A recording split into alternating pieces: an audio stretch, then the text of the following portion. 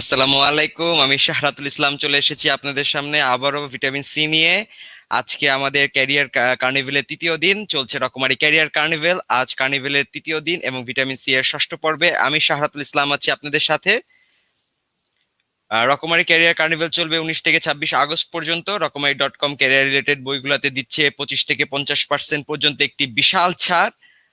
বাজার দরে ঘরে বসে পেয়ে যাচ্ছেন আপনি ভর্তি, নিয়োগ, বিসিএস সহ ক্যারিয়ার রিলেটেড প্রয়োজনীয় সকল বই। এছাড়াও পুরো কার্নিভেল জুড়ে 30টারও বেশি লাইভ সেশন ও ওয়ার্কশপ থাকবে শুধুমাত্র আপনাদের জন্য। এই কার্নিভেলকে সামনে রেখে আমরা ভিটামিন সি এর 6টি ওয়ার্কশপের আয়োজন করেছি। প্রতিটি ওয়ার্কশপে একজন স্কিল স্পেশালিস্ট নির্দিষ্ট টপিক নিয়ে তাদের স্কিল, বিভিন্ন টিপস এবং মোটিভেশন শেয়ার করবেন আপনাদের সাথে। আমাদের পোস্টের কমেন্ট সেকশনে আপনি প্রশ্ন করে অংশ নিতে পারবেন এই সকল লাইভ ওয়ার্কশপে। যারাই অংশগ্রহণ করবেন তাদের ভিতর থেকে 10 জনকে বেছে নেওয়া হবে। প্রথম 5 সেরা প্রশ্নদাতাকে দেওয়া হবে আর্টস পাবলিকেশনের পক্ষ থেকে 1,000 টাকা করে 5,000 টাকার গিফট ভাউচার, এবং পরবর্তী 5 জনকে দেওয়া হবে 5টি করে বই পুরস্কার। আমি আর্টস পাবলিকেশন সম্বন্ধে বলে রাখি, আর্টস পাবলিকেশন থেকে জুবাইরস জিকে, জুবাইরস বাংলা এবং জুবাইরস ইংরেজির মতো কিছু অসাধারণ বই অ্যাডমিশনের জন্য প্রকাশিত হয়েছে। সো আপনারা দেরি না করে প্লিজ কমেন্ট বক্সে কমেন্ট করুন, আর আমাদের এই লাইভ ওয়ার্কশপে অংশগ্রহণ করুন। আমাদের একটি ঘোষণা ছিল যে আহ, আহ, গত গত পর্বের যারা বিজয়ী থাকবেন তাদের নাম এই পর্বে ঘোষণা করা হবে। তো আমি এখন বিজয়ীদের নাম ঘোষণা করতে চলেছি।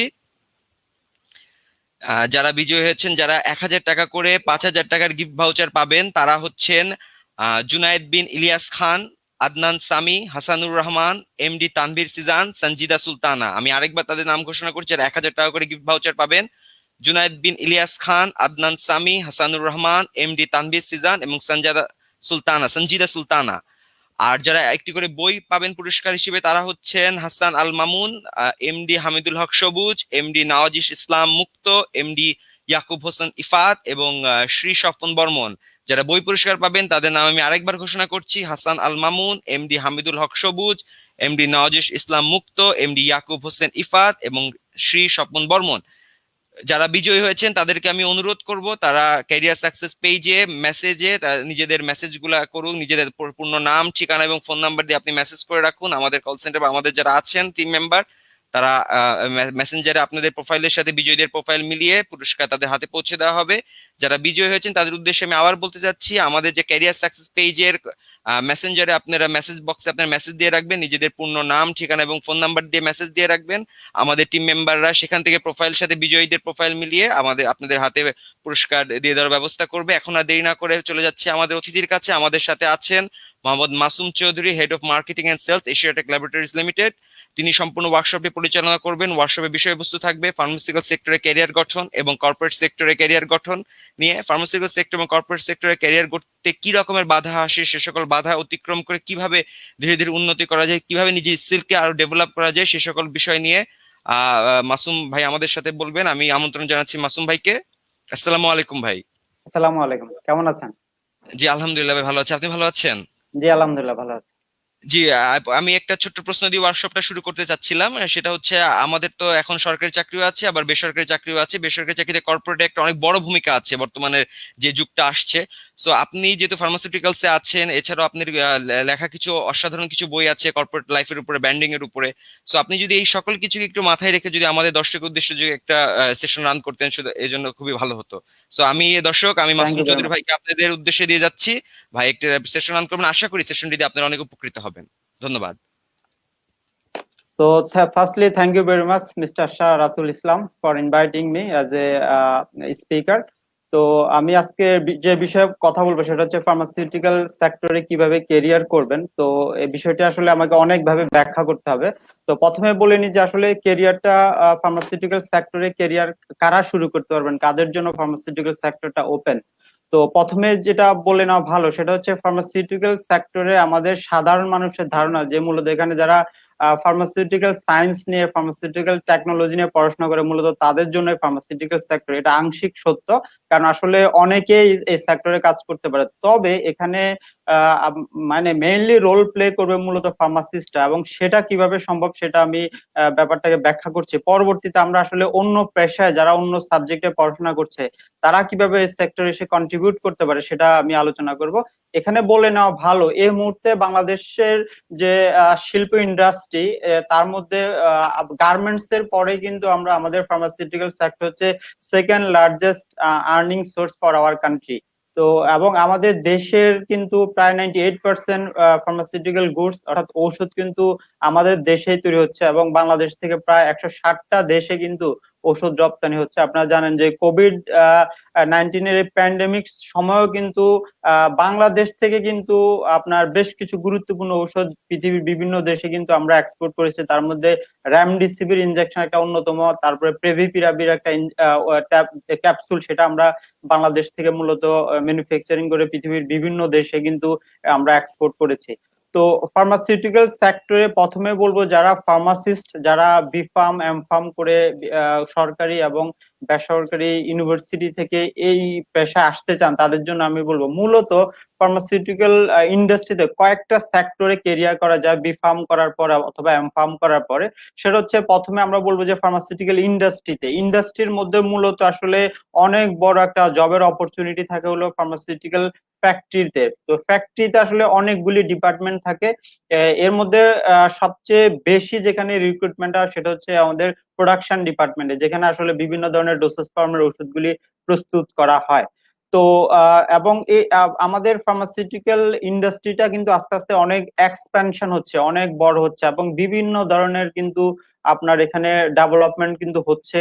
যেমন আমাদের দেশে কিন্তু একসময় ইনসুলিন প্রোডাকশন হতো না, এখন কিন্তু আমাদের দেশে ইনসুলিন প্রোডাকশন হয়। আমাদের দেশে কিন্তু একসময় ভ্যাকসিন প্রোডাকশন হতো না, এখন আমাদের দেশে কিন্তু ভ্যাকসিন প্রোডাকশন হয়। এখানে বলে নেওয়া ভালো, সেটা হচ্ছে যেহেতু আসলে কোভিড-19 প্যান্ডেমিক এর সময় আমাদের এই সেশনটা, তো দেখেন বাংলাদেশ এমন একটা দেশ যেখানে আমরা দেখেছি রাশিয়াতে ভ্যাকসিন রিসার্চ হয়ে সেটা কিন্তু এখন ওয়ার্ল্ড মার্কেটে অ্যাভেলেবল করার চেষ্টা করছে। বাংলাদেশেও কিন্তু একটি কোম্পানি ঘোষণা করেছে যে তারা ভ্যাকসিন রিসার্চ চলমান, আর আরো কয়েকটি কোম্পানি কিন্তু কাজ করে যাচ্ছে। সো দ্যাট মিনস যে সেক্টরটা ডে বাই ডে অনেক বড় হচ্ছে। যেমন ভ্যাকসিন আপনার প্রডিউস করার যে ইন্ডাস্ট্রি, সেটাও কিন্তু আমাদের দেশে আস্তে আস্তে বড় হচ্ছে। তারপরে আদার যে লাইফ সেভিং আপনার ড্রাগ গুলি রয়েছে, যেমন সাপোলোস্পিরিন ডিভিশন বিভিন্ন কোম্পানিতে রয়েছে, তো সেখানে একটা জব অপরচুনিটি রয়েছে। দ্যাট মিনস হচ্ছে ফার্মাসিউটিক্যাল ইন্ডাস্ট্রির প্রোডাকশন এরিয়াতে অনেক বড় ধরনের একটা অপরচুনিটি আছে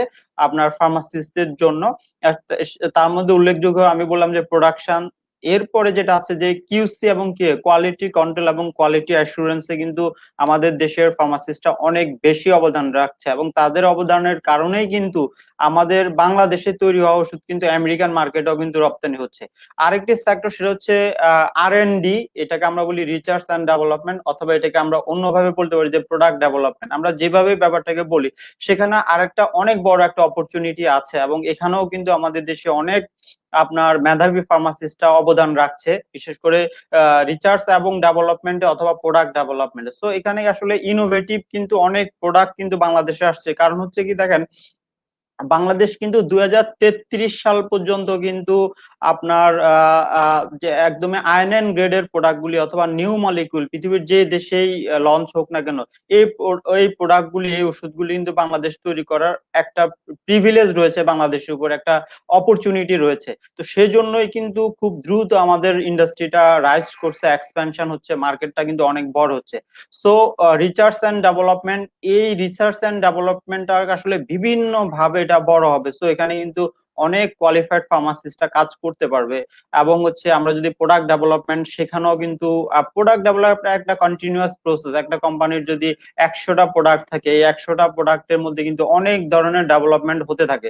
তো সেই ডেভেলপমেন্টের কাজগুলো মূলত ফার্মাসিস্টরা করে থাকে, সেখানে একটা বড় অপরচুনিটি কিন্তু আছে। এছাড়াও কিন্তু ফার্মাসিউটিক্যাল আপনার প্রোডাকশন প্ল্যানিং, ইনভেন্টরি কন্ট্রোল, সেটা একটা মানে সাপ্লাই চেইন ম্যানেজমেন্ট একটা বড় অপরচুনিটি। সেখানে ফার্মাসিস্টরাও জব করতে পারে, অথবা যারা নন ফার্মাসিস্ট আপনার বিজনেস ব্যাকগ্রাউন্ড থেকে যারা আসবে, অথবা আদার ফ্যাকাল্টি থেকে যারা আসবে, তারাও কিন্তু ফার্মাসিউটিক্যাল সাপ্লাই চেইনে কাজ করতে পারে। ফার্মাসিউটিক্যাল ওয়্যার হাউসে কিন্তু আদার সেক্টরের গ্রাজুয়েটরা কাজ করতে পারে।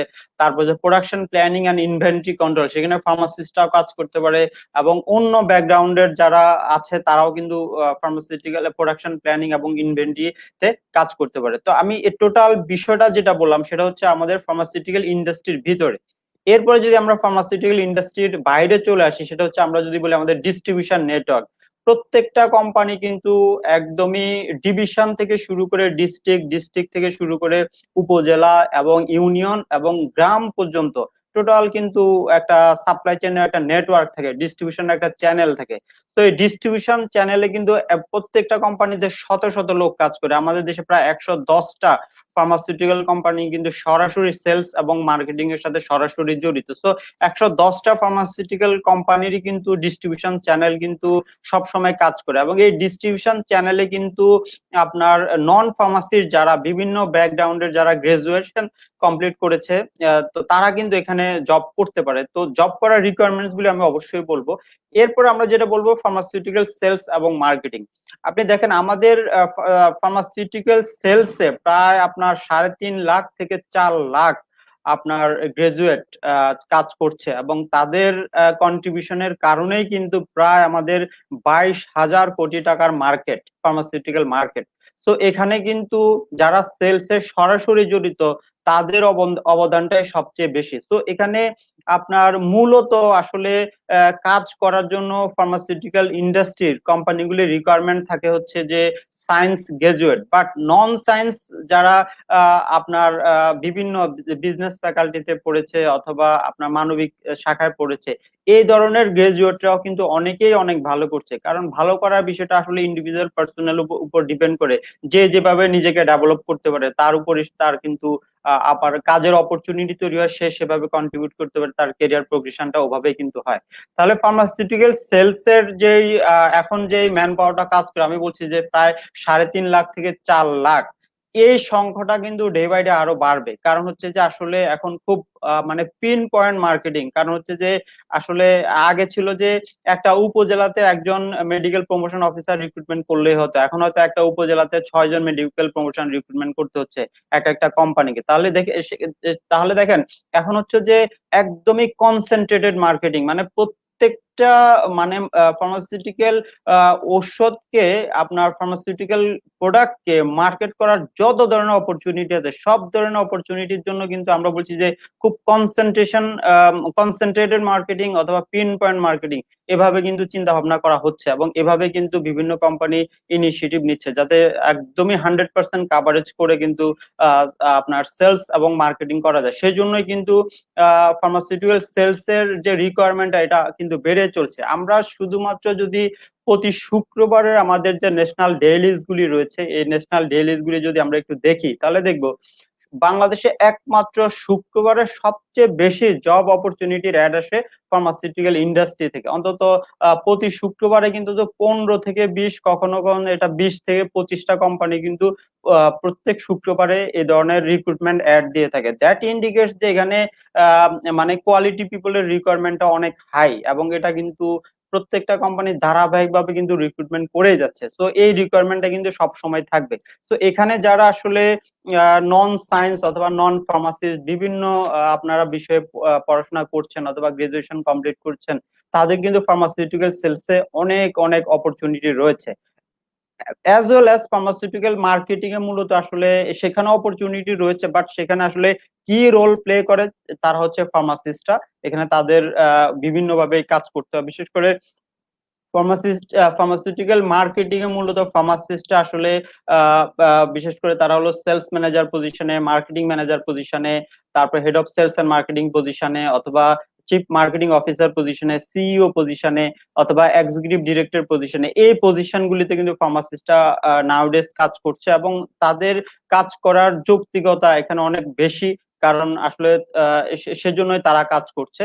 কিন্তু আপনার প্রত্যেকটা ফার্মাসিউটিক্যাল ইন্ডাস্ট্রি একটা বড় গ্রুপ যারা ফার্মাসিস্ট, তারা মূলত কাজ করে হলো প্রোডাক্ট ম্যানেজমেন্ট ডিপার্টমেন্টে অথবা ব্র্যান্ড ম্যানেজমেন্ট ডিপার্টমেন্টে। এখানে একটু বলে নেওয়া উচিত, সেটা হচ্ছে প্রোডাক্ট ম্যানেজমেন্ট আসলে একটু ওল্ড কনসেপ্ট, বাট এখন সব কোম্পানিগুলি আসলে এটাকে পরিবর্তন করছে। সেটা হচ্ছে ব্র্যান্ড ম্যানেজমেন্ট ডিপার্টমেন্ট, কারণ সবাই তাদের কোনো না কোনো প্রোডাক্টে ব্র্যান্ডিং করতে চায়।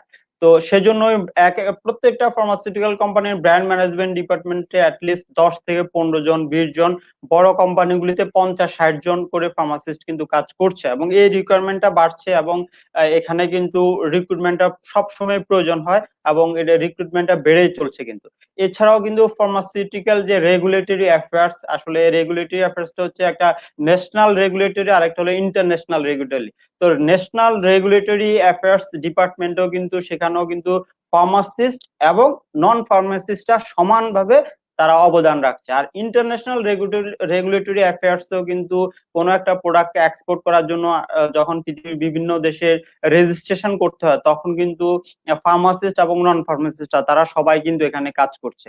তো এটা আমরা বললাম যে ফার্মাসিউটিক্যাল আপনার আহ, আহ, আপনার রেগুলেটরি অ্যাফেয়ার্স এর কথা বললাম। এছাড়াও রয়েছে কিন্তু আপনার প্রোডাকশন প্ল্যানিং এবং ইনভেন্টরি কন্ট্রোল, বিশেষ করে সাপ্লাই চেইন ম্যানেজমেন্টে। এটা হচ্ছে এখনকার যুগে প্রত্যেকটা ফার্মাসিউটিক্যাল কোম্পানির, আমরা বলি যে সেলস এন্ড মার্কেটিং কে আমরা হার্ট বলি, বাট হার্টের যদি আমরা এখন চেম্বার বলি, তাহলে one of the most important chamber হচ্ছে ফার্মাসিউটিক্যাল সাপ্লাই চেইন ম্যানেজমেন্ট। তো এই সাপ্লাই চেইন ম্যানেজমেন্টে কিন্তু বর্তমানে আসলে অনেক গ্রাজুয়েট, বিজনেস ফ্যাকাল্টিতে পড়া, বিবিএ এমবিএ করা গ্রাজুয়েট যারা সাপ্লাই চেইন ম্যানেজমেন্টে পোস্ট গ্রাজুয়েশন করে এই প্রফেশন আছে, তারা কিন্তু অনেক চমৎকার করছে, অনেক ভালো করছে, এবং তাদের রিকোয়ারমেন্টটা কিন্তু ধারাবাহিকভাবে অনেক বাড়বে। কারণ সাপ্লাই চেইনটা আসলে খুব গুরুত্বপূর্ণ বিষয়, এবং মানে এটার প্রয়োজনটা অনেক বেশি বাড়বে। এখনো কিন্তু এই বিষয়টা আমাদের অনেক কোম্পানির জন্য অনেক নতুন, বাট এই আপনার ডিজিটালাইজেশনের এই যুগে সাপ্লাই চেইন ম্যানেজমেন্টটাকে অনেক বেশি গুরুত্ব দিতে হবে। সো সেখানেও কিন্তু অনেক বড় ধরনের একটা জব অপরচুনিটি কিন্তু রয়েছে, এবং এই অপরচুনিটিটা ডে বাই ডে আরো বাড়বে। তো এরপর আমরা যেটা বলবো সেটা হচ্ছে যে আপনার ইন্টারন্যাশনাল বিজনেস এর ক্ষেত্রে সেখানেও ফার্মাসিস্টদের অনেক অবদান রয়েছে, নন ফার্মাসিস্টদেরও অবদান রয়েছে, সেখানেও কেরিয়ার সুযোগের অপরচুনিটি রয়েছে। তো আমরা আমাদের ফার্মাসিউটিক্যাল সেক্টরে কেরিয়ার নিয়ে আলোচনা করতে, যে আমরা আজকে প্রথমে আলোচনা করলাম যে ফার্মাসিউটিক্যাল ইন্ডাস্ট্রির ইনসাইডে, তারপর আমরা আলোচনা করলাম যে আমাদের সেলসে কিভাবে কেরিয়ার করার অপরচুনিটি গুলি কি কি, এবং আপনার মার্কেটিং অপরচুনিটি গুলি কি। এখন আমরা আলোচনা করব যে আপনার একাডেমি, সেটা হচ্ছে যে আমাদের দেশে কিন্তু যে গভর্নমেন্ট আপনার ইউনিভার্সিটি এবং প্রাইভেট ইউনিভার্সিটি রয়েছে। তো গভর্নমেন্ট এবং প্রাইভেট ইউনিভার্সিটি গুলিতে ম্যাক্সিমামে কিন্তু ফার্মেসি এই সাবজেক্টটা এখন পড়ানো হয়, এবং প্রত্যেকটা ডিভিশনে কিন্তু যে গভর্নমেন্ট ইউনিভার্সিটি গুলো রয়েছে, অথবা বিভিন্ন ডিভিশন যে প্রাইভেট ইউনিভার্সিটি রয়েছে, ঢাকা বেস যে প্রাইভেট ইউনিভার্সিটি গুলি রয়েছে, প্রত্যেকটাতে কিন্তু এখন ফার্মেসি এই সাবজেক্টটা পড়ানো হয়। সো এখানে কিন্তু আপনার টিচার হিসেবে, রিসার্চার হিসেবে কিন্তু জবের একটা অপরচুনিটি রয়েছে। সো এই অপরচুনিটি গুলি আসলে নিতে পারে কারা? এই অপরচুনিটি গুলি নেওয়ার সুযোগ হলো ফার্মাসিস্টরা, মাইক্রোবায়োলজিস্টরা, বায়োকেমিস্টরা, বায়োটেকনোলজিস্টরা। এদের কিন্তু বড় ধরনের একটা অপরচুনিটি রয়েছে, কারণ একটা ফার্মাসি, এবং এখানে কিন্তু ডক্টরদেরও একটা সুযোগ রয়েছে। কারণ কি, একজন ফার্মেসি কোর্সটা কমপ্লিট করতে হলে আসলে অনেক সাবজেক্টের সমন্বয়ে কিন্তু এই কোর্সটা, এখানে মূলত আপনার ফার্মাসিউটিক্যাল সায়েন্স, টেকনোলজি, ফার্মাকোলজি, তারপর হলো আপনার এই সাবজেক্ট গুলি পড়াতে হয়। সো এখানে কিন্তু ফার্মাসিস্টরা এখানে টিচার হিসেবে যোগদান করতে পারে। তারপর মাইক্রোবায়োলজিস্ট এই সাবজেক্টটা পড়া, মাইক্রোবায়োলজি এই সাবজেক্টটা পড়ানো, সেখানে একজন মাইক্রোবায়োলজি থেকে একজন টিচার হয়ে সেই সাবজেক্টটা পড়াতে পারে। ডক্টররা সরাসরি এখানে পড়াতে পারে ফিজিওলজি, অ্যানাটমির মতো বিষয়। তো মানে একাডেমিশিয়ান হিসেবে কিন্তু যারা আসলে টিচার হতে চায়, রিসার্চার হতে চায়, তারাও কিন্তু এখানে কিন্তু কেরিয়ার করতে পারে। এছাড়াও আমাদের গভর্নমেন্ট সার্ভিসের ক্ষেত্রে আমরা যদি বলি, সেটা হলো যে director director general of drug administration, অর্থাৎ ডিজিডিএ অফিসে প্রত্যেকটা ডিস্ট্রিক্টের জন্য কিন্তু এখন ড্রাগ সুপার রিক্রুটমেন্ট হচ্ছে। সো ড্রাগ সুপার রিক্রুটমেন্টের জন্য সেখানে ফার্মাসিস্টদেরকে কিন্তু প্রাধান্য দেওয়া হয়। এছাড়াও কিন্তু ডিজিডিএ এর অফিসে বিভিন্ন ডিপার্টমেন্টকে কিন্তু বিভিন্ন সময় ফার্মাসিস্ট রিক্রুটমেন্ট হয়, সেটাও কিন্তু ফার্মাসিস্টদের কেরিয়ার ডেভেলপমেন্টের, কেরিয়ার করার আরেকটা অপরচুনিটি, আরেকটা সুযোগ, সেই সুযোগটা কিন্তু ফার্মাসিস্টরা নিতে পারে। এছাড়াও কিন্তু ফার্মেসি কাউন্সিলে আপনার কেরিয়ার করার সুযোগ রয়েছে, সেখানেও কিন্তু বছরের বিভিন্ন সময় বিভিন্ন পজিশনে রিক্রুটমেন্ট হয়, সেখানেও কিন্তু কেরিয়ার তৈরি করা যায়। এরপর আমরা যেটা বলবো যে আসলে শুধুমাত্র সেলস এর জন্য আমি স্পেসিফিক করে যদি বলি, সেটা হচ্ছে, দেখেন আমি পূর্বে বলেছি যে আমাদের ফার্মাসিউটিক্যাল সেলস এর অবদান হচ্ছে আমাদের প্রায় 22,000 কোটি টাকার pharmaceutical market as per IMS data.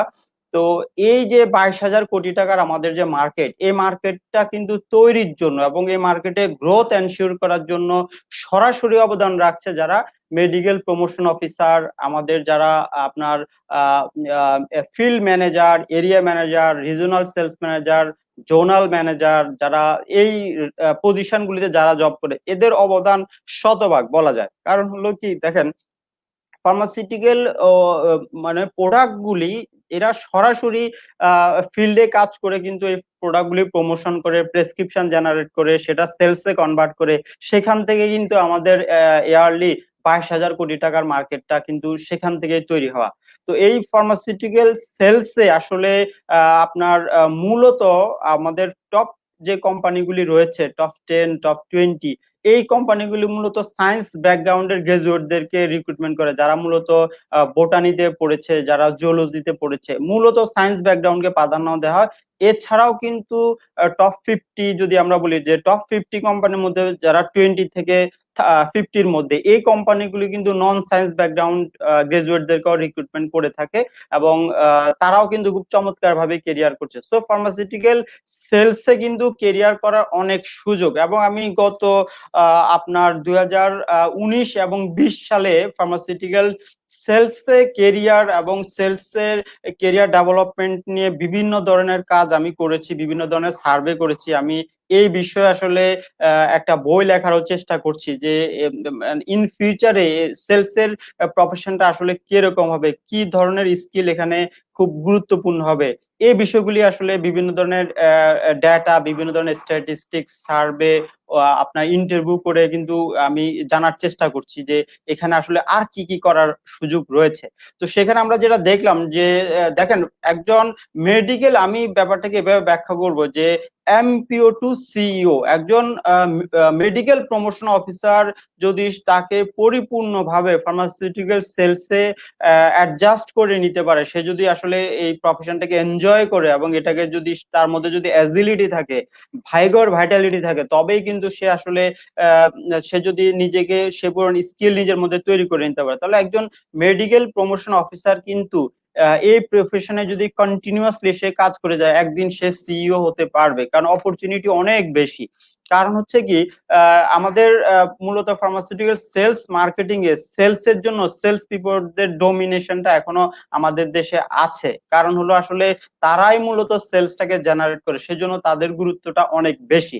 তো সেই জন্য আসলে যারা নিজেকে খুব ক্যাপেবল মনে করে, যারা মানে আসলে হেলথ কেয়ার সেক্টরে অবদান রাখতে চায়, সরাসরি ডক্টরদের সংস্পর্শে থেকে যারা কাজ করতে যায়, যারা সায়েন্সকে কনভার্ট করে সেলসে কনভার্ট করতে পারবে, যাদের মধ্যে এই ধরনের অ্যাফিনিটি আছে, তারা অবশ্যই ফার্মাসিউটিক্যাল সেলসে আসা উচিত। নাউডেজ কিন্তু বিশেষ করে ফার্মাসিস্টরাও কিন্তু সরাসরি ফার্মাসিউটিক্যাল সেলসে এসে যোগদান করছে। আমি যদি আমাদের পার্শ্ববর্তী দেশ ইন্ডিয়ার কথা বলি, তাহলে ইন্ডিয়াতে কিন্তু অনেক ফার্মাসিস্ট এবং অনেক নন ফার্মাসিস্ট ফ্রম সায়েন্স ব্যাকগ্রাউন্ড, তারা কিন্তু গ্রাজুয়েশন কমপ্লিট করার পরও কিন্তু সরাসরি তারা ফার্মাসিউটিক্যাল সেলসে চলে আসে। এবং আমি যদি বাংলাদেশে 1990 থেকে 2000 সাল পর্যন্ত এই যে সময়টা 10 বছরে যারা ফার্মাসিউটিক্যাল ইন্ডাস্ট্রিতে as a medical promotion officer অথবা মেডিকেল সার্ভিসেস অফিসার অথবা মেডিকেল রিপ্রেজেন্টেটিভ হিসেবে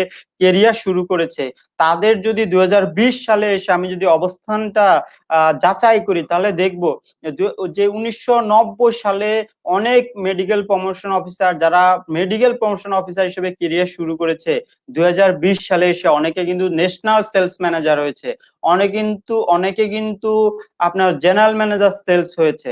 সো সম্ভব, কিন্তু আসলে এখানে লেগে থাকতে হবে, নিজের মধ্যে স্কিল ডেভেলপ করতে হবে, এবং নিজের মধ্যে আসলে আপনার কনফিডেন্স ডেভেলপমেন্ট করতে হবে, কাজ করতে হবে। তবে কিন্তু আসলে একদমই আমি যেটা বলি যে এমপিও টু সিইও, এই ধরনের আপনি হয়তো মেডিকেল ফার্মাসিউটিক্যাল সেলসে মেডিকেল প্রমোশন অফিসার অথবা মেডিকেল সার্ভিসেস অফিসার হিসেবে কেরিয়ার শুরু করবেন, কিন্তু লং রানে আপনি একদিন কিন্তু আপনার সিইও পজিশন পর্যন্ত আপনি যেতে পারবেন, এই ধরনের সুযোগ কিন্তু রয়েছে। সো আসলে এই সেক্টরে আপনার ফার্মাসিস্টরা যেরকম কাজ করার স্কোপ রয়েছে, মাইক্রোবায়োলজিস্টরা কাজ করার সুযোগ রয়েছে, ডক্টররা কাজ করার সুযোগ রয়েছে, তারপরে হলো যে যে কোনো সায়েন্স ব্যাকগ্রাউন্ড যারা, তাদের খুব ভালো কেরিয়ার করার সুযোগ রয়েছে, নন সায়েন্স ব্যাকগ্রাউন্ডের কাজ করার সুযোগ রয়েছে, কারণ এটা একটা মাল্টি ডিসিপ্লিনের একটা ইন্ডাস্ট্রি। এখানে অনেক ডিসিপ্লিনের লোকজন কিন্তু একসাথে সমন্বিতভাবে কাজ করে ইন্ডাস্ট্রি ডেভেলপমেন্টের জন্য। এবং আমরা যেটা আসলে স্বপ্ন দেখি যে আমরা বাংলাদেশে এখনো যে প্রোডাক্টগুলি তৈরি হচ্ছে না, বিশেষ করে কিছু লাইফ সেভিং ভ্যাকসিন অথবা কিছু life saving anti cancer drug, আমাদের দেশে কিন্তু এখন অ্যান্টি ক্যান্সার ড্রাগও তৈরি হচ্ছে। সো আমরা যখন 100% আপনার লাইফ সেভিং ড্রাগ তৈরি করতে পারবো, তখন কিন্তু হয়তোবা গার্মেন্টস কে অ্যাকসেপ্ট করে বাংলাদেশ ফার্মাসিউটিক্যাল ইন্ডাস্ট্রি হবে নাম্বার ওয়ান, আপনার আর্নিং সোর্স হবে বাংলাদেশের জন্য। তো সেই স্বপ্নটা আমরা দেখি এবং আমাদের দেশ কিন্তু, আমাদের ইন্ডাস্ট্রি কিন্তু সেদিকে কিন্তু ধীরে ধীরে এগিয়ে যাচ্ছে। তো এখানে আরেকটা বিষয় বলে নেওয়া দরকার, সেটা হচ্ছে দেখেন আমাদের ফার্মাসিউটিক্যাল ইন্ডাস্ট্রিতে যেই র মেটেরিয়ালটা, সেটা এখনো কিন্তু আমরা প্রায় 40% নিয়ে আসি হলো ইন্ডিয়া থেকে, এবং 60% র মেটেরিয়াল কিন্তু আমরা নিয়ে আসি হলো আপনার চায়না থেকে এবং অন্যান্য দেশ থেকে।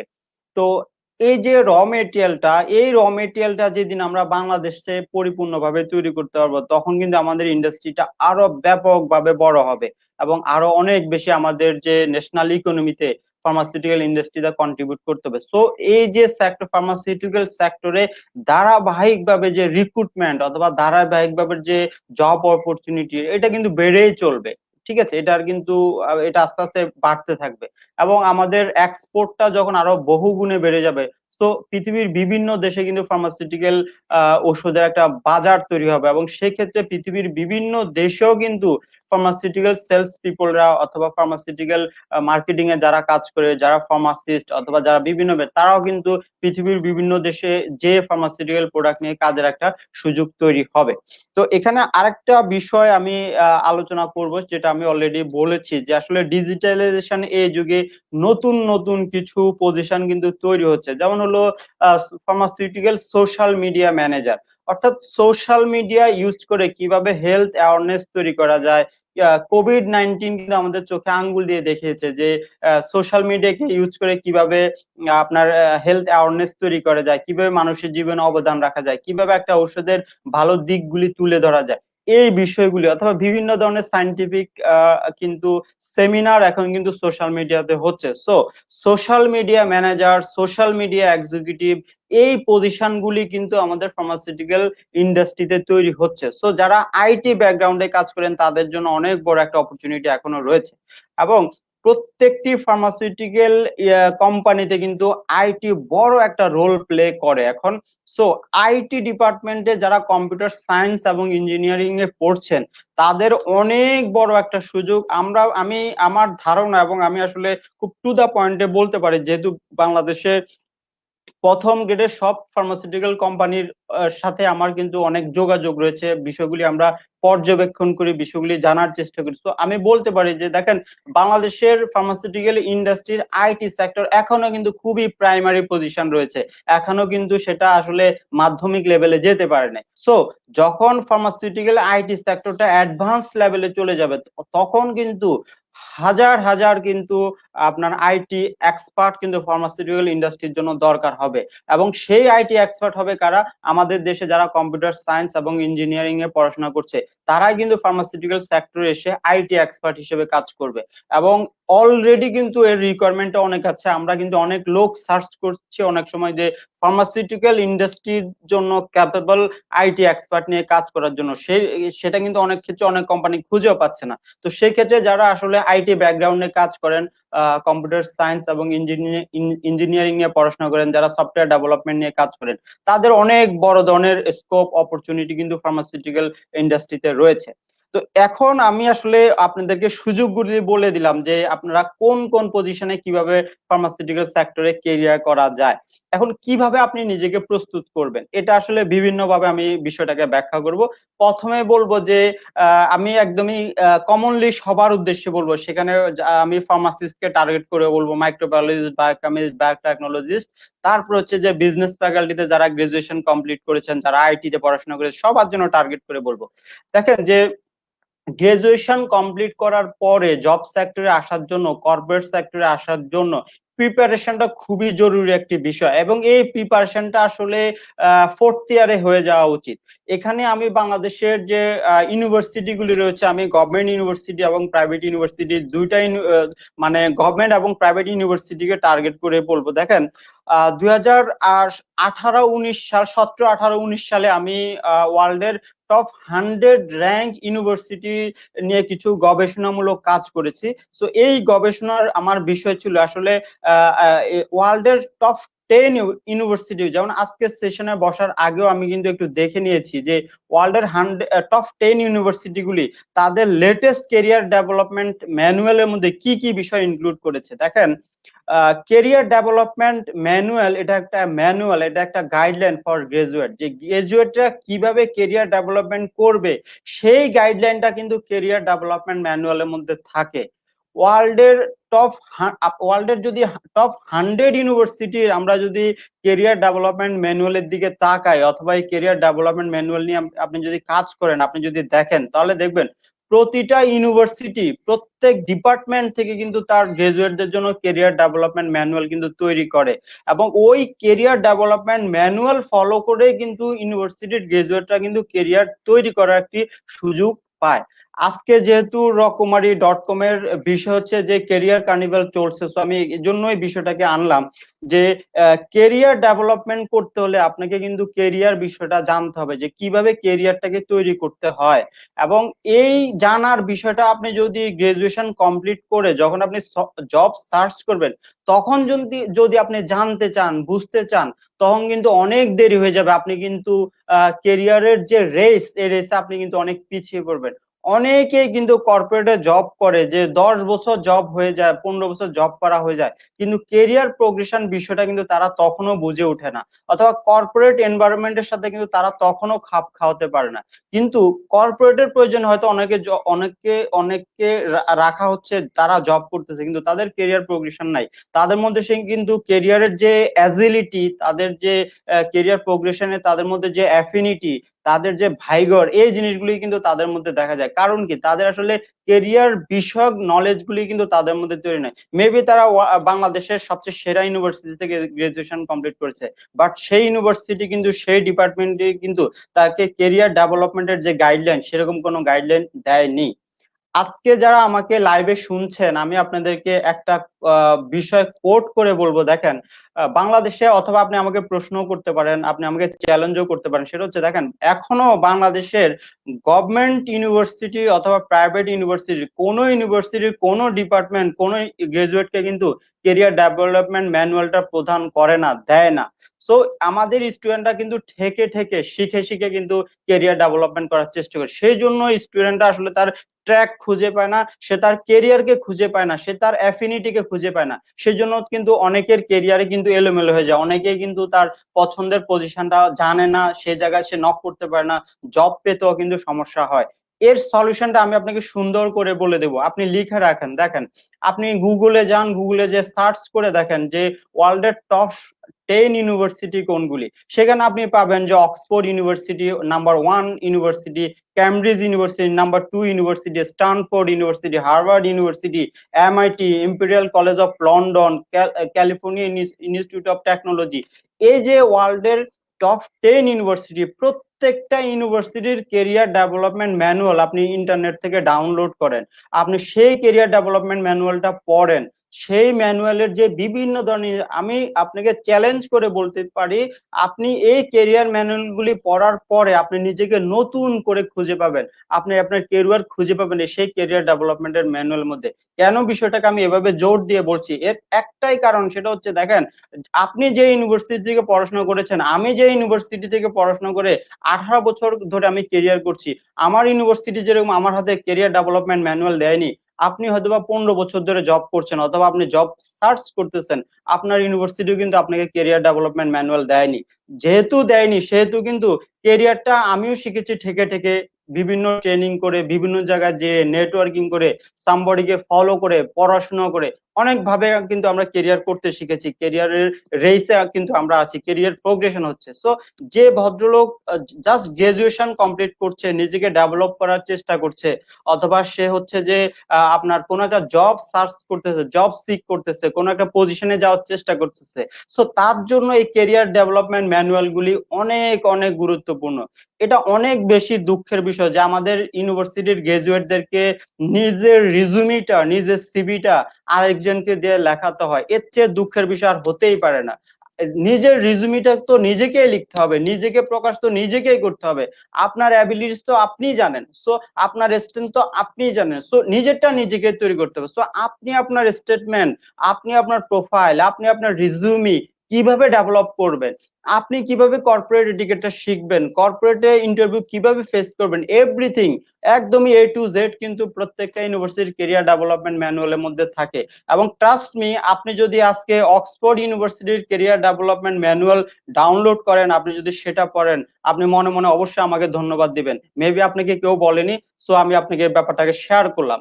তো এই ব্যাপারটা আসলে আমি কাজ করেছি 2017, 18, 19 সাল, কারণ আমি ক্যারিয়ার ডেভেলপমেন্ট নিয়ে ট্রেনিং করানোর জন্য, ট্রেনিং ডেভেলপ করার জন্য, বই লেখার জন্য, বিষয়গুলি জানার জন্য, কর্পোরেটের যে কালচারটা বোঝার জন্য কিন্তু এই বিষয়গুলি নিয়ে যখন কাজ করেছি, তখন আমি ওয়ার্ল্ডের 100টা ইউনিভার্সিটির ক্যারিয়ার ডেভেলপমেন্ট ম্যানুয়াল আমি ডাউনলোড করেছি, সেগুলি নিয়ে কাজ করার সুযোগ হয়েছে। অনেক কিছু কিন্তু আমি আমার যে বইগুলি লিখেছি সেখানে আমি পরবর্তীতে এই বিষয়গুলি আপনাদের সাথে শেয়ার করব। সো আমি ফার্মাসিউটিক্যাল সেক্টরে অথবা আদার সেক্টরে আপনি কিভাবে কেরিয়ার করবেন, শুরুটা কি হওয়া উচিত, আপনার বেসটা কি হওয়া উচিত, সেটা কিন্তু আপনাকে শিখতে হবে। এখানে একটা ভুল কনসেপ্টের কথা আমি আপনাকে বলিনি। হয়তো আপনি একটি বই লেখা হয়েছে কেরিয়ার ডেভেলপমেন্ট নিয়ে, আপনি সেটা দেখলেন, বইটি লেখা হয়েছে হয়তো একজন আপনার একজন জুওলজিতে পড়ে, উনি একটি বই লিখছেন যে কিভাবে কেরিয়ার তৈরি করতে হয়। এখানে আমি আপনাকে একটি বিষয় বলে নিচ্ছি, দেখেন আমি এই ফার্মাসিস্ট, সো আমি যখন একটা বই লিখবো, আমার টার্গেট কাস্টমার যদি হয়ে থাকে, সেই বইটির টার্গেট কাস্টমার যদি হয়ে থাকে ফার্মাসিস্টরা, সো আমি তাদেরকে টার্গেট করে কিন্তু কেরিয়ার ডেভেলপমেন্ট বইটা লিখবো। সামগ্রিকভাবে কি করা উচিত, ইউনিভার্সিটির টিচারদের, একাডেমিশিয়ান যারা আছে, রিসার্চার যারা আছে, তাদের কি করা উচিত? দেখেন, আইবি এর বিজনেস ফ্যাকাল্টিতে যারা পড়াশোনা করে তাদের কেরিয়ার কিরকম হবে, সেটার কেরিয়ার ডেভেলপমেন্ট ম্যানুয়াল কিন্তু আইবি এর তৈরি করা উচিত। At the same time DMCH এ, ঢাকা মেডিকেল কলেজ হসপিটালের একজন এমবিবিএস ডাক্তারের কেরিয়ার ডেভেলপমেন্ট কেমন হবে, কিভাবে সে কেরিয়ার ডেভেলপমেন্ট করবে, সেটার কেরিয়ার ডেভেলপমেন্ট ম্যানুয়াল কিন্তু ঢাকা মেডিকেল কলেজের যে একাডেমিশিয়ান রয়েছে তাদের ডেভেলপ করা উচিত। বুয়েটের স্টুডেন্টদেরকে, বিভিন্ন ডিপার্টমেন্টের ট্রিপলির স্টুডেন্টদের কেরিয়ার, মেকানিক্যালের স্টুডেন্টদের কেরিয়ার কেমন হবে, তাদের কেরিয়ার ডেভেলপমেন্ট ম্যানুয়াল তা ওই ডিপার্টমেন্ট গুলির কিন্তু তৈরি করা উচিত। কিন্তু আমাদের দেশে বিষয়টা আসলে কি, যে কেরিয়ার ডেভেলপমেন্ট একটা হয়তো বই কেউ লিখলো, সেটা কিন্তু সবাই ফলো করে, সেটা সবাই ফলো করলে কিন্তু সেভাবে কিন্তু সবার কেরিয়ার ডেভেলপমেন্ট হবে না। এখানে আমি ইউনিভার্সিটিগুলির অথরিটিকে আমি রিকোয়েস্ট করব, অথবা একাডেমিশিয়ান যারা রয়েছে তাদেরকে রিকোয়েস্ট করব, টিচারদেরকে রিকোয়েস্ট করব, ডিপার্টমেন্টাল হেড যারা রয়েছেন বিভিন্ন ইউনিভার্সিটিতে তাদেরকে রিকোয়েস্ট করব, যে আপনি আপনার ডিপার্টমেন্টের স্টুডেন্টদেরকে কেরিয়ার ডেভেলপমেন্টের জন্য আপনি যদি অবদান রাখতে চান, তাহলে অবশ্যই আপনাকে কেরিয়ার ডেভেলপমেন্ট ম্যানুয়াল তৈরি করে স্টুডেন্টদের হাতে দেওয়া উচিত। এবং কখন আপনি হাতে দিবেন, সেটা হচ্ছে 7 or 8 সেমিস্টারে। এবং এই কেরিয়ার ডেভেলপমেন্ট ম্যানুয়াল গুলি তৈরি করতে হলে আপনাকে ওয়ার্ল্ডের টপ 100 অথবা টপ 10 ইউনিভার্সিটির বিভিন্ন ডিপার্টমেন্টের কিন্তু আলাদা আলাদা কেরিয়ার ডেভেলপমেন্ট ম্যানুয়াল রয়েছে। সেই ম্যানুয়াল গুলি ফলো করে বাংলাদেশের মতো করে আপনাকে কেরিয়ার ডেভেলপমেন্ট ম্যানুয়াল তৈরি করতে হবে, তবেই কিন্তু স্টুডেন্টরা সঠিক গাইডলাইন পাবে, স্টুডেন্টরা নিজেকে সঠিকভাবে প্রস্তুত করে কেরিয়ারে আসতে পারবে, এবং হলো তারা সহজে কেরিয়ার ডেভেলপমেন্ট করতে পারবে। এবং industry, pharmaceutical sector, other sector, তারা কিন্তু কোয়ালিফাইড মানে যে ক্যান্ডিডেট তারা কিন্তু পাবে, ইন্ডাস্ট্রি কিন্তু গ্রো করবে। এখন যেটা সেটা হচ্ছে যে বাস্তবতা হচ্ছে যে ইন্ডাস্ট্রি রিকোয়ারমেন্টের সাথে গ্রাজুয়েটদের প্রিপারেশন কিন্তু ম্যাচ করে না। ইন্ডাস্ট্রি রিকোয়ারমেন্ট একরকম, গ্রাজুয়েটদের অবস্থা কিন্তু আর একরকম। যেহেতু ম্যাচ করে না, সেহেতু ইন্ডাস্ট্রিও সমস্যা থাকে, অথবা গ্রাজুয়েটরা কিন্তু চাকরি পাচ্ছে না, কারণ গ্রাজুয়েটরা নিজেদেরকে সেভাবে তৈরি করতে পারতেছে না। পৃথিবীর প্রায় সব ভালো ইউনিভার্সিটি, আমি যে 100 ইউনিভার্সিটির কথা বললাম, তারা কিন্তু তাদের গ্রাজুয়েটদেরকে কিন্তু কেরিয়ার তৈরি করার মতো তৈরি করে কিন্তু তারপরে পাঠায়। কারণ যে আমি যে কেরিয়ার ডেভেলপমেন্ট ম্যানুয়ালের কথা বলছি, সেটা কিন্তু তাদের 7 or 8 সেমিস্টারে পড়ানো হয়, এবং সেটার উপর কিন্তু তাদের পরীক্ষা হয়, সেটার উপর কিন্তু তাদের গ্রেডিং হয়, তারপরে কিন্তু তারা কেরিয়ারে আসে। কিন্তু বাস্তবতা হচ্ছে আমাদের দেশে একজন হয়তো গ্রাজুয়েট, সে গ্রাজুয়েশন কমপ্লিট করে বের হয়ে আসলো, এখন কিন্তু সে নিজের রিজুমিটা নিজেই লিখতে পারে না, কারণ তার রিজুমি লেখার জন্য বন্ধুর হেল্প নিতে হয়, অথবা বন্ধুর রিজুমের উপরে নিজের নাম অ্যাড্রেস বসায় কিন্তু আরেকটা রিজুমি সে তৈরি করে। এটাকে আমরা বলি কপিক্যাট রিজুমি।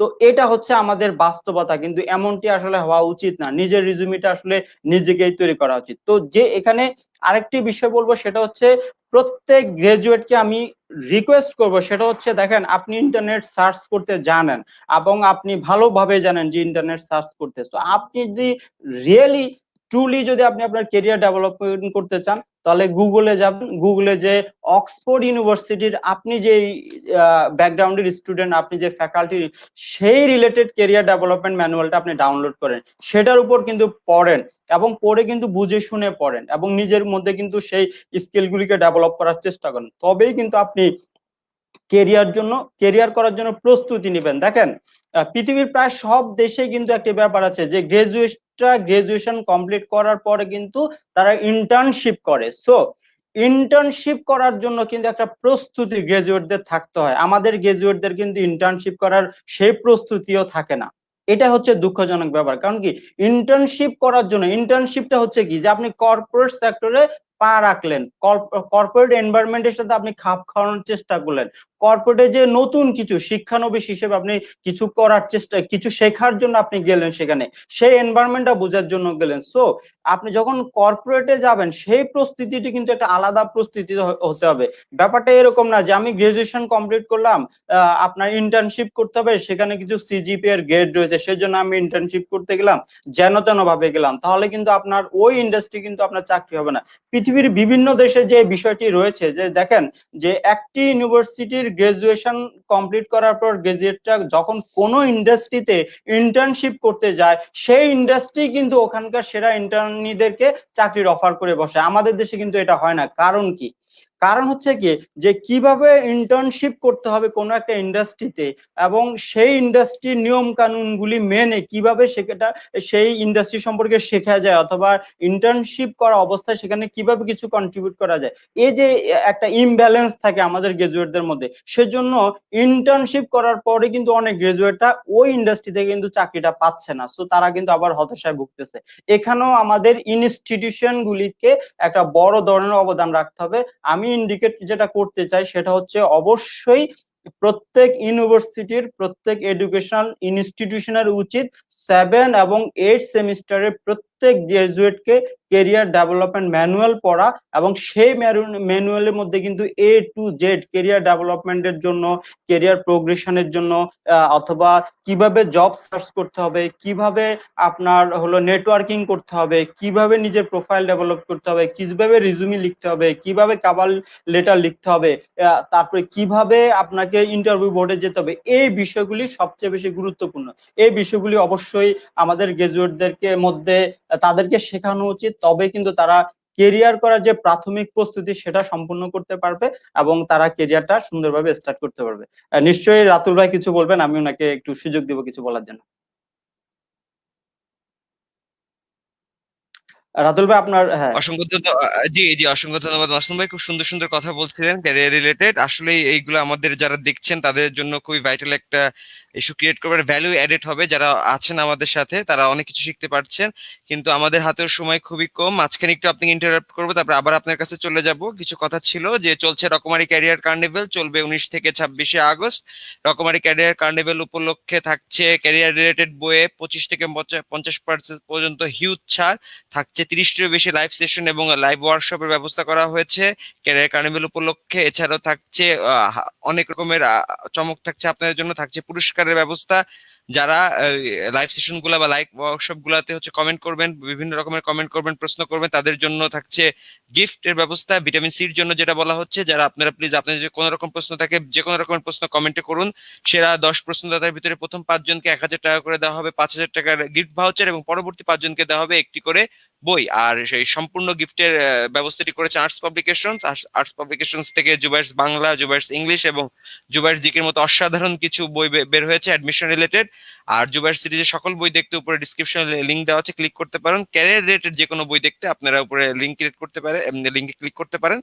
আর এখন চলে যাও মাসুম ভাইয়ের কাছে। মাসুম ভাই, আপনি হচ্ছে হলো অনেকগুলা বইয়ের লেখক, আপনার কিছু সুন্দর সুন্দর অসাধারণ বই রয়েছে। এখানে অনেকেরই প্রশ্ন আছে যে আপনার পড়া 3টি বই সম্বন্ধে তারা জানতে চাচ্ছে। তো দর্শকদের উদ্দেশ্যে যদি আপনি আপনার পড়া সেরা 3টি বই ওকে, আর থ্যাংক ইউ আপনার ভেরি বইগুলো মাচ। নিয়ে যদি একটু বলতেন। আসলে আমার মাসুম ভাই। লাইফে অনেক বইয়ের অনেক অবদান রয়েছে। তো তার মধ্যে জন সি ম্যাক্সওয়েল, উনি উনার বইগুলি আমার লাইফে অনেক বেশি অবদান রেখেছে। যখন আমি আসলে গ্রাজুয়েশন কমপ্লিট করার পরে অন দা জবে যখন আসলাম, তখন হলো আপনার জন সি ম্যাক্সওয়েলের, টনি রবিন্সের বইগুলি, তারপরে এই বইগুলি আমার লাইফে অনেক অবদান রেখেছে। এবং আরো কিছু বই রয়েছে, যেমন হলো আমি আসলে বিজনেস নিয়ে কাজ করি, আপনার সেলস মার্কেটিং ব্র্যান্ডিং নিয়ে কাজ করি। সো রিসেন্ট কয়েকটা বই আমার প্রফেশনাল অনেক কাজে লেগে, যেমন অল রাইজ এবং লরা রাইজের যে বইগুলি, দ্য 22 ইমিটেবল লজ অফ ব্র্যান্ডিং, এই বইটা আমার কেরিয়ারে অনেক বেশি অবদান রেখেছে। তারপর যে জন সি ম্যাক্সওয়েল মোট 75টা বই লিখেছে, এই 75টা বই কিন্তু আমার আসলে পড়ার সুযোগ হয়েছে। তো এই বইগুলি কিন্তু অসাধারণ। আর আমি যখন আসলে স্কুল লাইফে পড়ি, আমি যখন মাধ্যমিকে পড়ি, আমার মনে আছে ক্লাস 8-এ আমি প্রথম কিন্তু ডেল কার্নেগির আপনার বইগুলি হাতে পেয়েছি, এবং ডেল কার্নেগির সমগ্র, আমার মনে আছে আমি যখন ক্লাস 8-এ পড়ি, প্রথম ডেল কার্নেগির সমগ্র আমার হাতে আসে। এবং ওই বইটা আমার লাইফে আমি বহুবার পড়েছি, বহুভাবে পড়েছি, এবং ওই বইটা এখনো আমার কাছে আছে। তো এই বইগুলি পড়ার সময় আমি আসলে কি করেছি, আমি পৃষ্ঠার পর পৃষ্ঠা পড়েছি, যে লাইনটা আমার জন্য অনেক দরকার সেই লাইনটা আমি আমার ডায়েরিতে লিখেছি। এভাবে কিন্তু আমার ডেল কার্নেগি বইটা মানে এটা মোটিভেশনাল বই। সো অনেকে আমাকে বলে যে আমি সেলফ মোটিভেটর, অর্থাৎ আমি নিজেকে নিজে মোটিভেট করতে পারি। সো আমি নিজেকে নিজে মোটিভেট করার যে ফুয়েল, যে সোর্সটা, সেটা কোথা থেকে পাই, সেটা আমি বইতে যে শিখেছি সেখান থেকে কিন্তু আমি পাই এবং শিখেছি। সো আমি যখনই কোনো না কর্পোরেটে কাজ করতে যে অনেক বাধা বিঘ্ন, অনেক বিপত্তি আসে, সো সব বিপদের সময় কিন্তু আমি কি করি, আমি আবার বইয়ের কাছে ফিরে যাই, সেখান থেকে সমাধান বের করে আমি নিজেকে রিচার্জ করে নিই কিন্তু। তো এই বইগুলি কিন্তু, তো আমি আপনাকে যেটা বলবো, যে যারা অন দা জবে আছেন, যারা লিডারশিপ পজিশনে আছেন, ম্যানেজারিয়াল পজিশনে আছেন, অবশ্যই আপনার জন সি ম্যাক্সওয়েলের বইগুলি আপনারা পড়ে দেখবেন। এই বইগুলি আমার জীবনে অনেক বেশি অবদান রেখেছে। এছাড়াও কয়েকটা বইয়ের কথা বলবো, যে আপনার টনি রবিন্সের দু একটা বইয়ের কথা না বললেই নয়, সেটা হচ্ছে যে আনলিমিটেড পাওয়ার, তারপরে giant steps, the giant within, এই বইগুলি অনেক গুরুত্বপূর্ণ বই। সিমন সিনেকের একটা বই, the golden circle and start with why, এই বইটাও আমি পড়েছি। এই বইগুলি অনেক গুরুত্বপূর্ণ বই, এগুলি অনেক অবদান রেখেছে। তারপর হলো রবিন শর্মার বই, who'll cry when you die, এই বইটি অনেকবার পড়েছি। Who'll cry when you die, the leader who had no title, এই বইগুলি পড়েছি। এই বইগুলি আমাকে অনেকভাবে হেল্প করেছে। বাট আমি আসলে যেহেতু বিজনেস রিলেটেড বইগুলি আমি বিভিন্ন বই পড়ি, এখন আমি কোরআন শরীফ এর বাংলা অনুবাদটা পড়ছি, এবং এই কোরআন শরীফ নিয়ে আমি বিভিন্ন ভাবে আসলে গবেষণা করছি, কাজ করছি।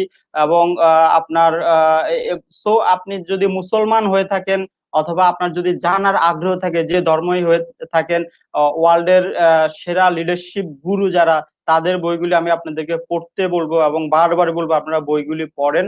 আর আমি যেহেতু মুসলিম, আমি আসলে নিজে একটা অন্য ধরনের বই লেখার জন্য আমি কোরআন শরীফ পড়ছি, প্রতিদিনই পড়ছি, অন্যান্য বই যেরকম পড়ছি এই বইটাও পড়ছি। তো যাতে আসলে নিজেকে বিভিন্ন ভাবে আসলে শুদ্ধ করে নেওয়া যায়, অনেক বিষয় রয়েছে সেটা আসলে জানা যায়।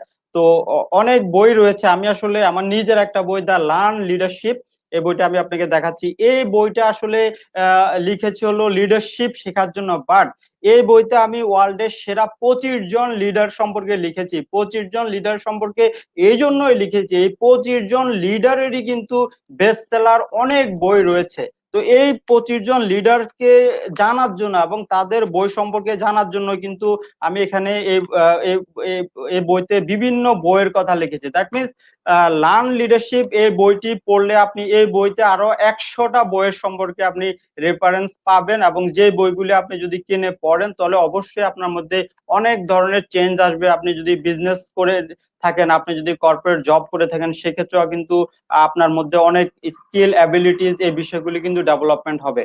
2020 সালের বই মেলাতে আমি আমি নিজের আরেকটা বই, সেটা হচ্ছে যে business is nothing without branding. দেখেন, আমরা আমাদের কিন্তু আহ, যারা এন্টারপ্রেনার হিসেবে কাজ করে, উদ্যোক্তা হিসেবে কাজ করে, আমাদের দেশে কিন্তু এখন উদ্যোক্তা তৈরির অথবা উদ্যোক্তা হওয়ার কিন্তু একটা ট্রেন্ড যাচ্ছে। সো দেখেন, আমি যারা আসলে উদ্যোক্তা হতে যাচ্ছেন অথবা ভবিষ্যতে উদ্যোক্তা হয়ে কাজ করবেন, বিজনেস করবেন, তাদের জন্য একটু বলে নিচ্ছি। সেটা হচ্ছে, এটা আমার নিজের অভিজ্ঞতা থেকে। বিষয়টি এরকম, যারা কর্পোরেটে জব করে প্রত্যেকটা মানুষের ভিতরে কিন্তু উদ্যোক্তা আছে। কারণ কি, অন্যের চাকরি করলেও কিন্তু সেখানে কিন্তু নিজের লিডারশিপ নিয়ে কিন্তু উদ্যোগ নিয়ে কিন্তু কাজ করতে হয়, ব্যবসা পরিচালনা করতে হয় এবং সেই ব্যবসাটাকে নিজের ব্যবসা হিসেবে মনে করতে হয়। সো আমি জব করি, দ্যাট মিনস আমিও কিন্তু একজন এন্টারপ্রেনার। কারণ হলো, আমি অন্যের একটা জব করলেও কিন্তু সে ব্যবসাটা আমি নিজের মনে করে কিন্তু করছি, সে ব্যবসাটা কিন্তু আমি প্রফিট এনশিওর করছি। তো দ্যাটস হলো এন্টারপ্রেনারশিপ, বিষয়টা অনেক অনেক বেশি গুরুত্বপূর্ণ। তো যারা আসলে একদমই কেরিয়ারের প্রথম থেকেই উদ্যোক্তা হিসেবে কাজ করতে চান, তাদের জন্য আমার ব্যক্তিগত অভিজ্ঞতা হচ্ছে, আপনি ঠিক 2 থেকে 3 বছর আপনি জব করে, কোনো একটা ভালো কোম্পানিতে জব করে তারপরে আপনি নিজের বিজনেসে যাওয়াটা বেটার। কারণ কি, আপনি যখন 2 থেকে 3 বছর আরেকজনের আন্ডারে জব করবেন, তখন কিন্তু আপনার মধ্যে অনেক কিছু ডেভেলপমেন্ট হবে, অনেক লার্নিং কিন্তু আপনি নিজেকে অনেক লার্নিং কিন্তু করে নিতে পারবেন। যে অভিজ্ঞতা আপনি যখন নিজে উদ্যোক্তা হয়ে কাজ করতে যাবেন, তখন কিন্তু কাজে লাগবে। কারণ হচ্ছে, আমরা এরকম অনেক দেখেছি, অনেক কেস স্টাডি দেখেছি, অনেক পিপলকে দেখেছি যে সরাসরি ইউনিভার্সিটি থেকে বের হয়ে যারা উদ্যোগ নিয়ে কাজ করতে গিয়েছেন, অনেকেই কিন্তু ফেল করেছেন। কারণ কি, কারণ হলো বেসিক তাদের মধ্যে যে স্কিল গুলি রয়েছে, সেই স্কিলগুলি কিন্তু ইউনিভার্সিটি থেকে সে হয়তো গ্রাজুয়েশন কমপ্লিট করে নিয়ে এসছে, অথবা তার অনেক টাকা পয়সা আছে, সে বিজনেস শুরু করতে, সেই অনেক বিজনেস কিন্তু ফেল করেছে, কারণ তার মধ্যে বেসিক কিছু কিন্তু স্কিলের সমস্যা রয়েছে, সেই স্কিলের কারণে। সো আপনি যদি 2 থেকে 3 বছর জব করে নেন, আপনার মধ্যে কিন্তু অনেক কিছু তৈরি হবে, অনেক ডিসিপ্লিনারি বিষয় আপনার মধ্যে তৈরি হবে। দেন আপনি যদি নিজের উদ্যোক্তা হয়ে কাজ করতে চান, তখন সেই অভিজ্ঞতাগুলি আপনার কাজে লাগবে। তো আমাদের দেশে যারা উদ্যোক্তা হিসেবে কাজ করছেন, ম্যাক্সিমামে কিন্তু আপনার সার্ভিস ছাড়া, ম্যাক্সিমামই কিন্তু সেলস মার্কেটিং এর সাথে কিন্তু সরাসরি জড়িত। সো আপনি যখন সেলস করবেন কোনো একটা প্রোডাক্ট নিয়ে, তখনই কিন্তু ব্র্যান্ডিং এর বিষয়টা আসে। তো এখন হলো কি, আপনি প্রোডাক্ট ব্র্যান্ডিং এর আগে সবচেয়ে মানে গুরুত্বপূর্ণ যে বিষয়টা, সেটা হচ্ছে পার্সোনাল ব্র্যান্ডিং। আপনি যদি নিজেকে ব্র্যান্ডিং করে নিতে না পারেন, তবে আপনাকে দিয়ে কখনো প্রোডাক্ট ব্র্যান্ডিং হবে না। Self is very important, self branding is very important. সবচেয়ে বড় ব্র্যান্ডিং করা উচিত নিজেকে নিয়ে। যে নিজেকে ব্র্যান্ডিং করতে পারে, সে কিন্তু দুনিয়ার যে কোনো প্রোডাক্ট ব্র্যান্ডিং করতে পারবে। সো সেজন্য, এবং আমি এই যে পার্সোনাল ব্র্যান্ডিং, এই টপিকসটা, এই বিষয়টা কিন্তু আমি শিখেছি। আমি যেটা বললাম যে 2017, 18, 19 সালে কিন্তু আমি ওয়ার্ল্ডের 100টা ইউনিভার্সিটির কেরিয়ার ডেভেলপমেন্ট ম্যানুয়াল নিয়ে আমি পড়েছি, সেটা নিয়ে কাজ করার চেষ্টা করছি।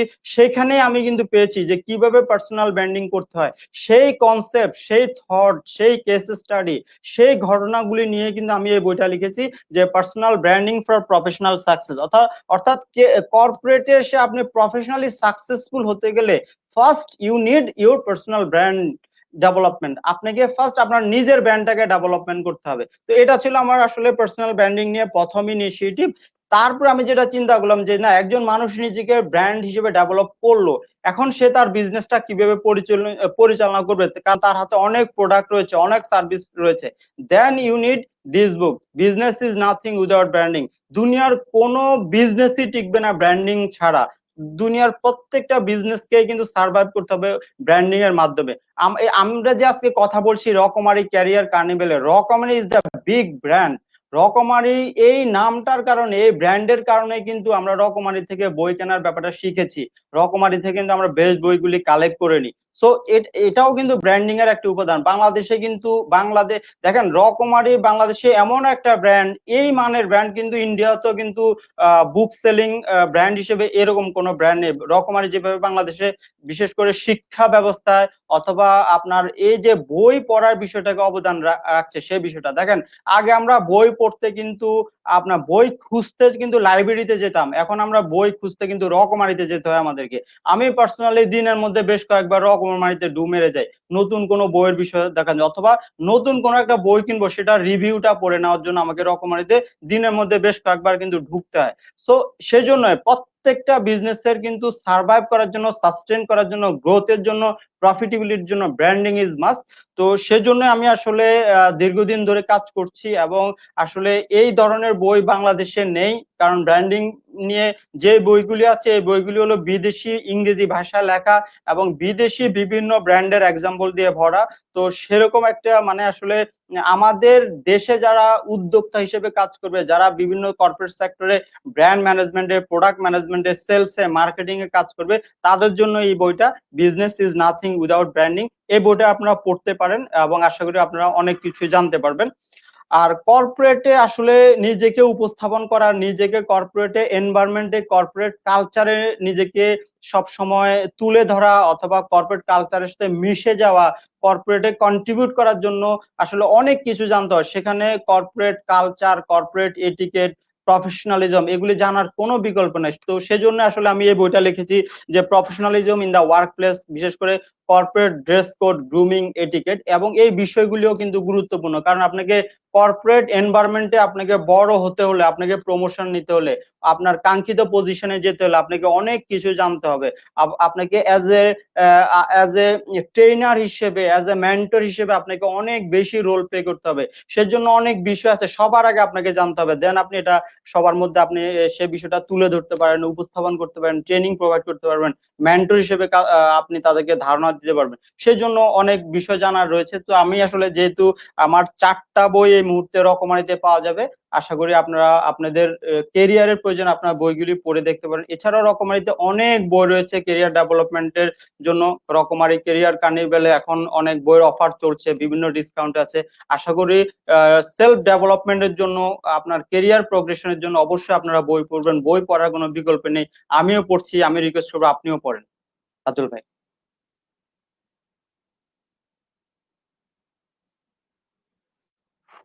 অসংখ্য অসংখ্য ধন্যবাদ মাসুম চৌধুরী ভাই। আমরা চলে এসেছি প্রোগ্রামের একেবারে শেষ পর্যায়ে। আপনি যদি আপনি প্রোগ্রামটি কেমন লাগলো আপনার, আমাদের এই আয়োজন আপনার কেমন লাগলো, এগুলো বলে যদি দর্শকের উদ্দেশ্যে এই সকল কথা বলে যদি একটু আমাদেরকে ইয়ে করতেন। কেরিয়ার কার্নিভেল এটা অসাধারণ একটা উদ্যোগ, বিশেষ করে ডিজিটাল প্ল্যাটফর্মে, এবং এটা একটা মাল্টি চ্যানেল এঙ্গেজমেন্ট হচ্ছে। কারণ সোশ্যাল মিডিয়া ইউজ করে কেরিয়ার কার্নিভেল করার কারণে কিন্তু সারা দেশের আমাদের যারা গ্রাজুয়েট রয়েছে, যারা কর্পোরেটে কাজ করে, সবার সাথে কিন্তু একটা কানেক্টিভিটি হচ্ছে, সবাই বেনিফিট হচ্ছে। এই কেরিয়ারের কার্নিভেলের কারণে কিন্তু আমি আজকে আপনাদের সামনে এসে কথা বলার সুযোগ পেয়েছি। আরো অনেক আমাদের দেশে যারা টপ ট্রেনার যারা রয়েছে, কনসালটেন্ট যারা রয়েছে, বিভিন্ন সেক্টরে যারা অবদান রাখছে, তারাও কিন্তু এই কেরিয়ার কার্নিভেলে আসবেন। সো তারাও কিন্তু তাদের পছন্দের বিভিন্ন বই সম্পর্কে বলবেন। সো আমি সবাইকে রিকোয়েস্ট করবো আপনারা কেরিয়ার কার্নিভেলের সাথে কানেক্টেড থাকবেন, রকমারির সাথে কানেক্টেড থাকবেন। আমি মনে করি রকমারির আসলে এটা একটা সোশ্যাল বিজনেস। এই রকমারি আমাদের জীবনে কিন্তু অনেক অবদান রাখছে, কারণ রকমারির কল্যাণেই কিন্তু আমরা আসলে পড়াশোনার মধ্যে আছি। কিন্তু আমরা অনেক বই যেগুলি আসলে সহজে পেতাম না রকমারির কারণে, সেই বইগুলি আমরা পাচ্ছি এবং আমাদের নিজেদের ডেভেলপমেন্টের জন্য আসলে রকমারি অনেক অবদান রাখছে, সবার জীবনে রকমারি অবদান রাখছে।